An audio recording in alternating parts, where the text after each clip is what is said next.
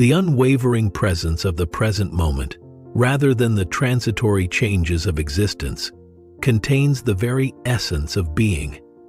Nothing can disturb the tranquility that resides deep within you, no matter how busy your outside world is. Regardless of whether you're in the midst of familiar or strange circumstances, one thing is certain: you are here, right now. There is no place or situation that can shake it. It is the foundation upon which all else rests. The rest of the world, known as the periphery, is situated just outside of you. Your body blends with the world around you as you move, becoming one with the ever-changing forms of life. Your presence is like a placid lake. This is the phenomenal cosmos, a never-ending dance of form, regardless of whether the physical body is in motion within it. Whether you like it or not, your physical body is a part of it, being a part of the ongoing dance. That will never change. But you must not let yourself get swept away by the phenomenal world. You must not believe that anything in this phenomenal world is completely important. The significance is relative at best. The age-old adage that "this too will pass" is applicable to everything you can see: people, places, circumstances, and events. That is how fantastic reality works. Before continuing, I believe you're here for a reason. You're willing to grow as a person, to develop yourself to become more present and conscious. For that reason, I recommend you to subscribe to our channel, as growth comes with continuity. Our channel provides many videos to help you with this path to enlightenment. Time is a transient phenomenon. Looking back, even if you've lived to be 95 years old, it could still feel like a very long time filled with numerous events. It was so transient, though, when seen through a different lens. Perhaps you'll ask yourself, was that a dream? Your past and the people and places you once knew are long since gone. Due to its transience, it evokes the quality of a dream. Everything is so transient. Before you know it, it's over. Upon returning home, you may find yourself waking up in the same familiar settings as before. At that point, it all comes flooding back to you. You were on this meditation retreat. You may ask yourself, did I really dream that? You can no longer find it.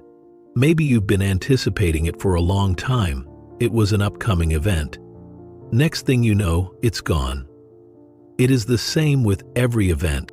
The location, the people, and the words all contribute to the outward appearance of the gathering in which we find ourselves. You might experience a twinge of sadness that our gathering is winding down if you're attached to its outward appearance. Another possibility is that you will reflect on the past several days or weeks and realize how tranquil you felt. That was lovely, and now it's no longer there. However, doing so would be to miss the point of our meeting. Physical form, i.e., the sight, however lovely, does not contain the essence. It is impossible to remain in one place indefinitely. No matter how much you tried, you still wouldn't be satisfied. Everything about this, from the buildings, to the lyrics, to the food, to the people you encounter, is lovely and lovely. But none of this is where it's at. More important than the outward shape your life takes is the fact that it is leading you to a location of essence. In this meeting, the here and now is paramount. You never know, in 20 years from now you might find a photograph here of you and other people and think back on that time. However, the here and now is where it's at. Wonderful. Who then inquired, what was that all about? I'll tell you, it was about the here and now. The next question that may arise is, where is that wonderful now? The answer is that it is here and now, as myself, apart from any conceptualization or narrative of who I am. The reason being that my tale will have been enhanced in 20 years. Even after it has developed into a lengthy story, it will still have unfinished business. No, it is not yet finished. There will be many things in it that shouldn't have happened. On a plot level, I require further stuff. An unfulfilled feeling lingers at all times. The narrative of your life, however, will continue without us. But get beyond the story, the outside world, and the events that have and will have an impact on you. Find out who you really are. We have now exited the story. You might not be out for good. You might be enticed back in by your total immersion in your environment, your thoughts, and your habits of reaction. A sense of gravity and weight has so returned to your life. Whatever seems insignificant at first glance might quickly become a major source of stress for you. Oh, I've lost the now, you realize all of a sudden. When you're not mentally prepared to find serenity in the midst of all the chaos, your mind tells you there's no need in trying to find it right now. However, making an effort is pointless. The more you try, the smaller it becomes. Your mind may be trying to tell you, not now, later, when you have ideas like that. The excellent thing that has come out of this gathering is that you no longer entirely accept what your mind is telling you, even though I don't have the time to be here right now. There are times when it may be trying to manipulate you by telling you things that you can watch. The mind isn't necessarily bad. It's just a separate entity, a shape that awareness has assumed. Every shape aspires to remain a shape. It has no interest in changing or evolving. It would prefer not to, yet it still does it. Asking a caterpillar, "Would you like to turn into a butterfly?" would probably get a negative response. No way, I'm fine as I am. This is because form desires to remain form. There is momentum and a static thing, both wanting. You can observe this at night when you can feel tired, but refuse to go to bed due to the momentum of your mind. You are aware that you would be better off in bed, but you continue to do it because the form has its momentum. On the other hand, in the morning, it's the inverse. You have to get out of bed, but you'd rather stay in bed. This resistance to change is also observed in children. For example, some of them resist going into the shower or bath because doing so signifies entering the wet state. But once they're in the wet state, they love it and don't want to get out. These are just a few instances of forms that desire to persist. Thus, the mind is an incredibly ingrained shape that awareness has assumed. And it desires to continue existing as that form, the chattering mind that governs your existence. It will devise a myriad of reasons to justify its continued dominance. In the beginning, we said, don't take your mind too seriously while you're here. Now, whatever thoughts come up, be gentle with them, but don't take them too seriously. That is, don't identify yourself with every mental movement and say, "Oh yeah, that's right." The essence of being present is continuously stepping back, which is an inner stepping back from the flux of emotions. Stepping back from the flux of emotions. There's no denial in that. It's just that you step back from where you are, the observing presence, the witness.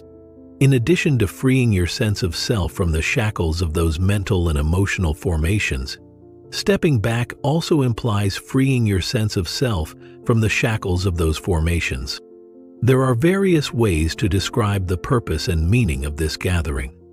One is that we are here to let go of the attachment to the idea of a self, to the illusion that there is a real me, an identity apart from the ever-changing conditioning of our minds and emotions. Nothing wrong with these forms, motions, or energy movements of form. They just aren't who you are. Most people spend their lives totally connected with that movement.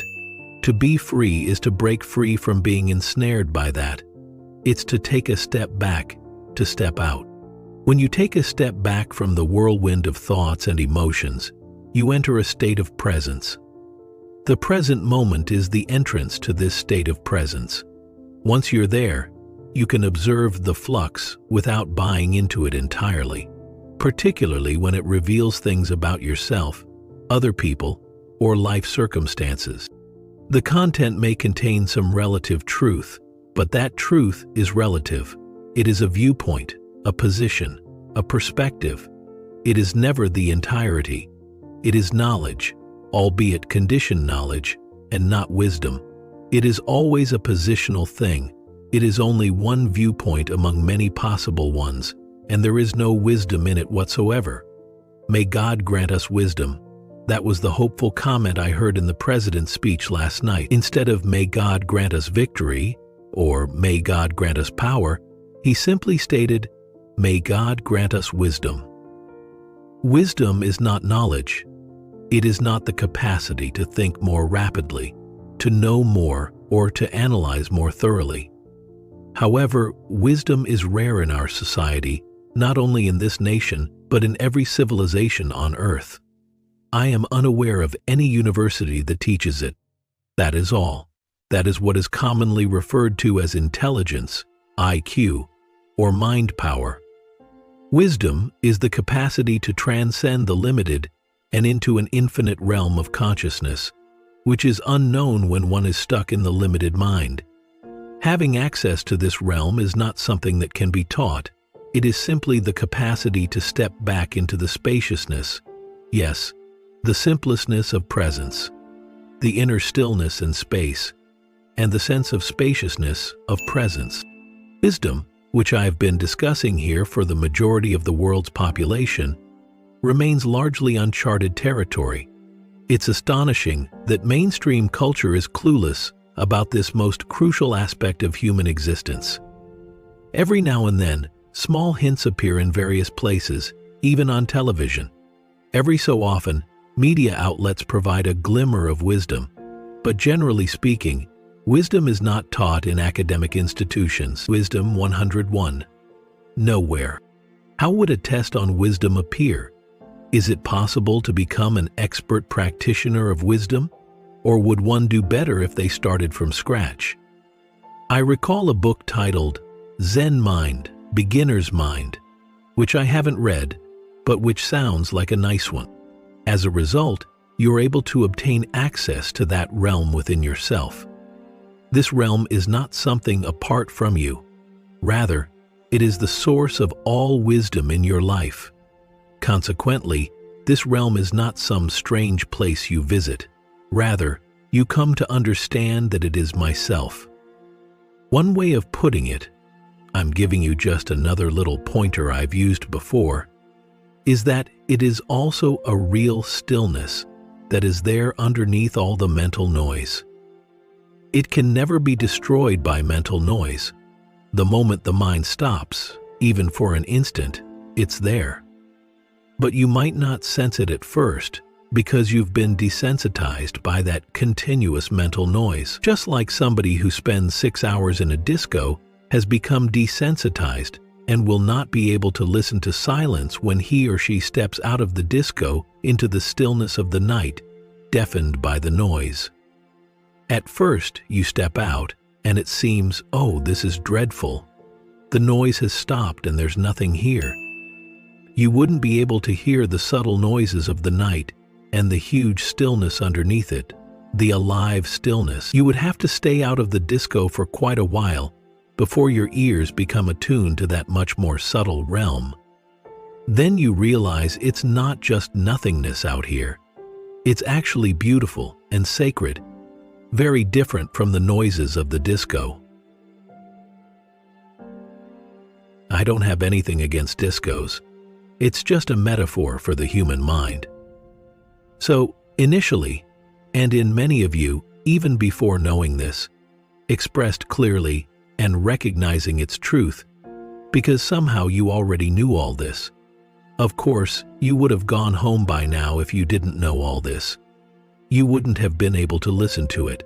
You knew it already. So, it's just being formulated, then you see it more clearly out there. Yes, so that's it.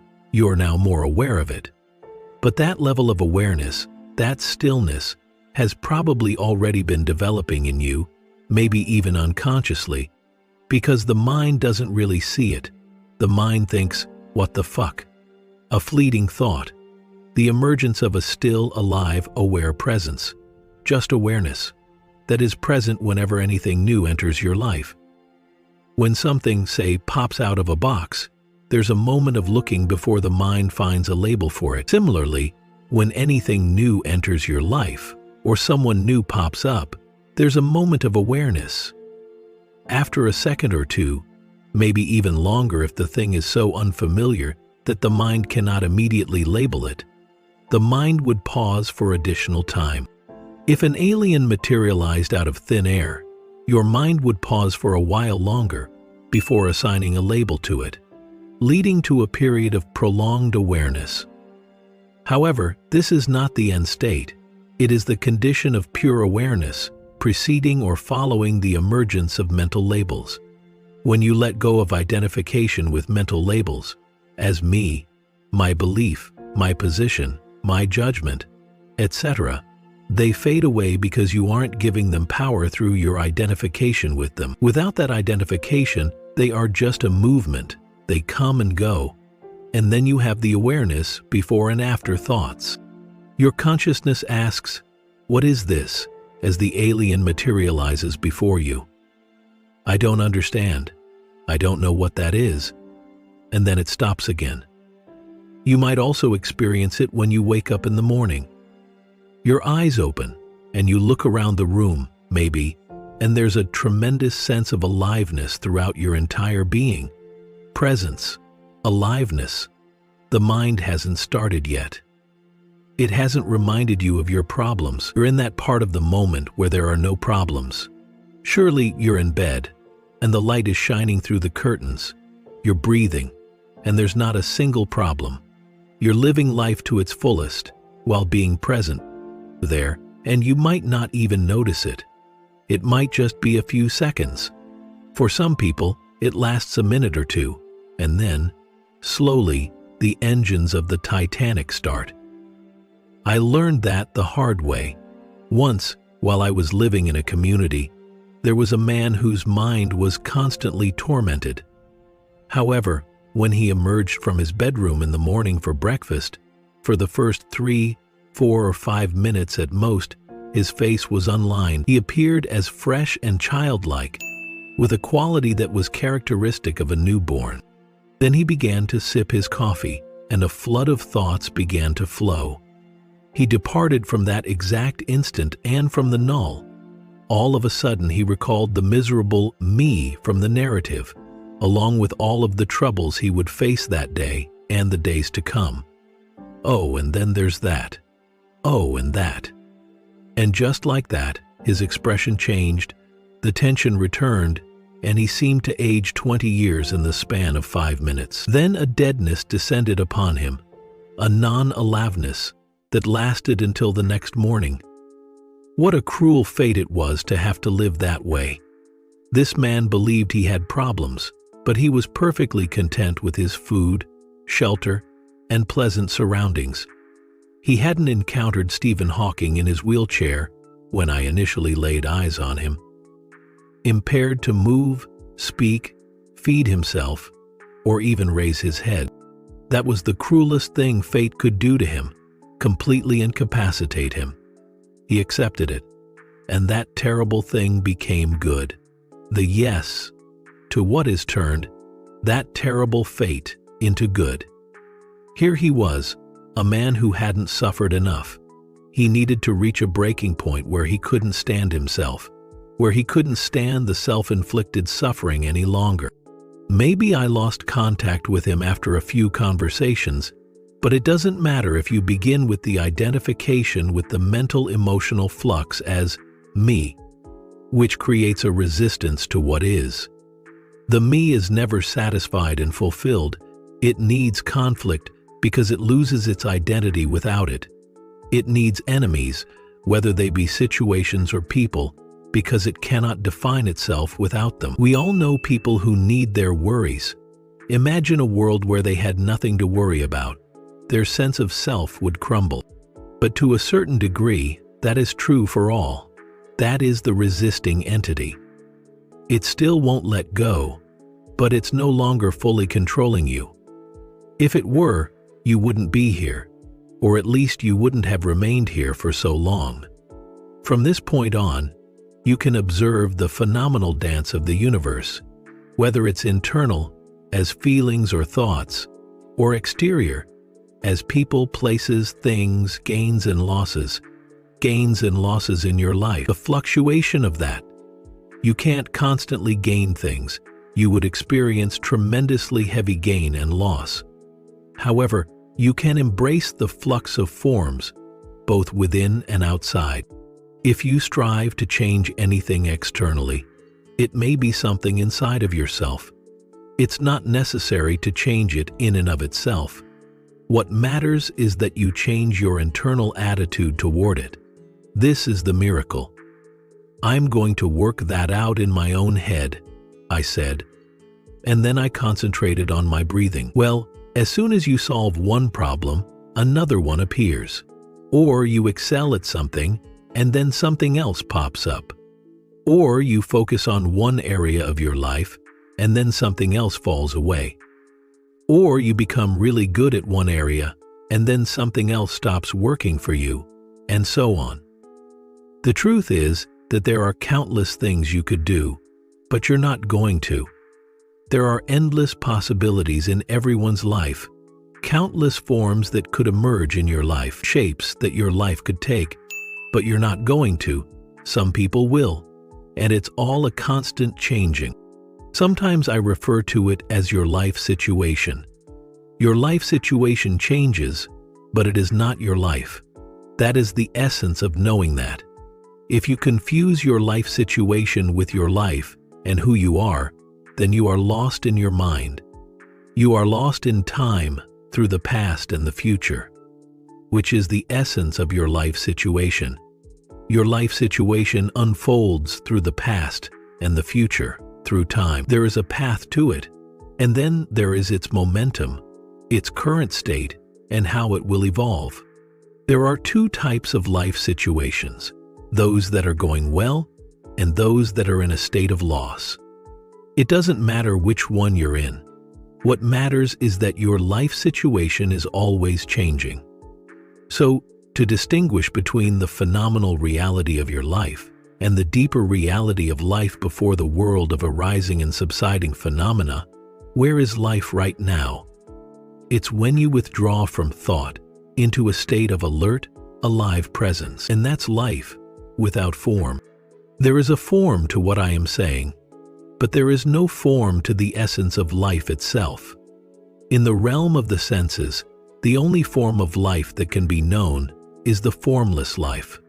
In this world there are billions of life forms, on Earth and beyond, and each one is born into a temporary form before dissipating and dying. As an example, the other day I was gazing at a flower bed, and these beautiful forms appeared out of nowhere. Life is like a flower. It blooms, fades, and then dies. But before it dies entirely, another flower pops up. Is it a different flower? No, it's essentially the same flower. Then I saw a magnified version of flowers and trees emerging from the ground and fading away. Then I saw the same movement, like a heartbeat, out and back into existence. The word exist comes from the root meaning to stand out, which is Latin for out, or zist, meaning to stand out. It emerges from the one and then returns, much like your own body, out and back. And to perceive that vital energy, and all forms are subject to it. From what does it originate? The source of all being. The pure present. All descriptions are so inadequate, it's ridiculous to even bring it up, but I am. The source of all being, pure consciousness, life before form, the unmanifested one life. One could say that this is the state from which the universe was born, but no one, not even scientists, considers it. Instead, they speculate about a moment when the universe began as an explosion, the Big Bang, and wonders what was the source of that explosion. The question then becomes, what existed prior to that explosion? Then who are you? How long did it take for that to occur? The only thing we can say is that there was nothing. and it emerged from nothing. This is the foundation of all being, that nothing. Everything must have originated from nothing, because otherwise where would it have come from? The stage prior to the universe's birth was never lost. It is still your essence, just as it is the essence of all other forms of life. In a way, the Big Bang never actually occurred. It appeared to. You are an inseparable part of the universe, so it stands to reason that your essence is one with it. Knowing this means you can know your essence without a dualism. I know it through language, but you know it as yourself. Is it difficult to find? I don't see how the essence could be distant from you or difficult to find if it is your being. Am I going to need time to find it? Time is a phenomenal component of the universe. It won't do anything to assist you in discovering your essence, the timeless essence that you are. The essence appears only when you leave time behind. When you surrender to life, that is, when you say yes to whatever shape this moment takes, as a situation, an event, or a person. A profound yes to the shape that this moment takes, which changes constantly. That is when you walk out of time. I haven't found myself yet. It's too soon. This moment now is this gathering. And this moment this afternoon, it will still be this moment. You might be sitting in a car or plane, but that's just the form this moment takes then. The form differs, but no matter what form it takes, it's the same now. The form ends at some point, and some might think it's too soon, but it's never too soon when you don't know who you are. Even at 95 years old, it will be too soon. Death is not a tragedy at all. It appears that way when all you know is form. Whenever you are hesitant to fully embrace an emerging form, in whatever shape it may take at the moment, that acceptance propels you beyond the form, beyond your own form. That is so because reacting to a form is like your own form identity fortifying itself. When you oppose anything that emerges in the present moment and react, there is a reacting entity, a me, that, by reacting, fortifies its own form identity. So, each reaction, also a denial of the present moment, is a non-embracing, the antithesis of embracing. It's a contraction, a reaction, a resistance. By choosing to remain non-reactive and open to whatever comes up in the present moment, regardless of its shape or size, you are able to transcend the confines of your form identity, the limited nature of yourself, your thoughts about yourself, and the small me. Sometimes, you'll find yourself in what most others would consider a negative position. However, when you yield to that, you'll be able to break free from the constraints that seem to be imposed on you by that rising form and your tiny me-form ego. Take Stephen Hawking as an example. Examine the constraints of that form, of having to live. Evaluate that life scenario. It couldn't be worse. It couldn't get much worse than that. In the present situation, it couldn't get much worse than that. Then, by accepting and moving beyond those constraints, that apparent limitation of that form, we can go on. In this way, you transcend the world, the form world, by submitting to what is. However, your mind will tell you otherwise. It will tell you that you must struggle against the forms in your life, that you must fight. This will keep you dependent on the forms and actually strengthen their opposition. That is to say, when you take an antagonistic stance towards the present moment, in whatever shape it may take, the weight of the problems grows. Your mind then tells you to fight, struggle, try to make it, try harder, resist, and the world gets denser and denser, heavier and heavier. And inside you, you find the same density of me struggling against all those other people and situations, says he. It seems like everyone and everything is out to get me. People and situations alike are becoming intolerable, so I guess I'll just have to accept things as they are. The logic behind it is now clear. Instead of letting yourself be controlled by outside forces, as your mind may be trying to convince you, the miracle is that by surrendering to whatever it is that life throws at you, no matter how restricted they may appear. If I were to ask you to resign from this point on, for the remainder of your life, or the remainder of the year, what a daunting undertaking. It's more than possible that we can do away with shackles if we are conscious of their design. You may respond, that's too difficult. But the only thing you need to surrender to is this very now. So, I mean the entire day, I'm going to have to figure out how to handle that. For the younger me, that was a positive thing, since it helped solidify my identity. But now that I have a new problem, when I go back on the day, I realize I didn't surrender very much, and I can feel horrible about myself. So, in submission, all that is required is this very second, this very moment, whatever that may be, just this. It's not much, but it is what it is, and you must accept it. Here is where real power emerges, not from the little me entity, but from something deeper, the power of existence itself, the power of awareness, the power of an intelligence far beyond that of the human mind, though the latter is still available to you when you need it. Things get lighter when you realize that power is not only liberating you from misery and pain, but also controlling your life and passing through you. Selfishness, eventually, they no longer feel heavy. So this is what Jesus meant when he said, going beyond the I have overcome the world. But how? What does that imply? What did he mean when he said, I have overcome the world?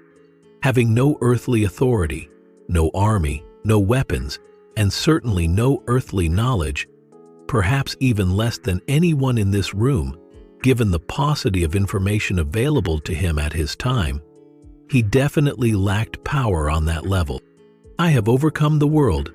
Could you perhaps explain what that means? That indicates that he was no longer bound by form in the phenomenal world. As a result, my statement, the dance continues, is not negative. When you depart from this place, the dance of form, in India, for example, there are little deities who dance with many arms, I believe, persists, and it no longer poses a threat once you understand your true identity beyond form. You can't know it as something you've acquired in your mind. Knowing the truth is being known continually in the aliveness of now. It can't be made into information that you accumulate. Knowing the truth is being known continuously, which can only happen in this very now. Identity is not something you accomplish in the past. There is no way to get a diploma that reads, self-acknowledge acquired on such and such a date. Therefore, the world of form actually becomes quite enjoyable when you know who you are, this moment in particular, as the alert, still living presence beyond thought. This is because you have a greater spaciousness that you exist in which everything happens. You begin to live more and more as the space in which the world unfolds. What this basically means is that you are not what happens, not the thought, not the emotion, not the occurrence, not even the circumstance you find yourself in. You are only the now in which it happens. That would be an illusion on your part. You are not the events themselves, but rather the space in which they transpire. You don't need to cling to any one form because it gives you your sense of self. You mustn't go, this I mustn't lose, that I mustn't lose, and there isn't one form that you think you desperately need to complete who you are. Life becomes enjoyable when you know that surrendering to what is makes it so. The world of form, the life of form, is enjoyable. The dance goes on, and you know that everything comes and goes. Here we meet Sanatta. To be sure, if you have it for a while, it will make you happy, but then you'll be sad again. If you don't have it, you'll be unhappy too. In any case, you'll be unhappy. If you get what you think will complete you, you'll be unhappy, because either it will leave you again or it will make you unhappy. To Saton fool, you won't find it there. Instead of having a dead serious relationship with the world and your living circumstances, you toy with the world of form. It has an air of desperation. I've got to make it, and I might not make it. So what? If you want to know if you're all right, you have to rely on other people and what they say. It's like waiting for a crazy world to inform you. Serenity of mind comes from committing to self-surrender for the ministry of improvisation, which we define to be exhilarating, productive, and refreshing. You don't have to proclaim, "I'm not paying attention anymore" to any form. Instead, a lighter, more playful quality enters your life while still honoring the world of form. No matter how much you distance yourself from the world of form, you may still respect it for what it is, an aspect of life that is inseparable from your own. Even this leaf has an essence. Take caution while dealing with the concept of the formless, one life, the essence. You respect every shape because you perceive its ultimately sacred essence. This allows you to love shape itself, even in its material manifestations. You don't turn against shape, as some aesthetics have done. They caught a glimpse of a certain reality, that there is something more fundamental than shape. But in their pursuit of a fuller understanding of this truth, they turned against shape. To get there, you must honor and give due respect to the world of form, not hate it. This is especially true of other humans, as you will encounter many human forms in your life, and the human forms you encounter will have a significant impact on your circumstances. 5. Focus. Keep your mind focused on your task. They are revered for that reason. When they enter your life, it is in the present moment. No human being can enter your life at a later time. In the present, what do? You embrace the reality of this moment and this being, regardless of what this being says or does. That's just how it is. You may even exclaim, "No, no!" It's a yes in your head, and it might even come out of your mouth.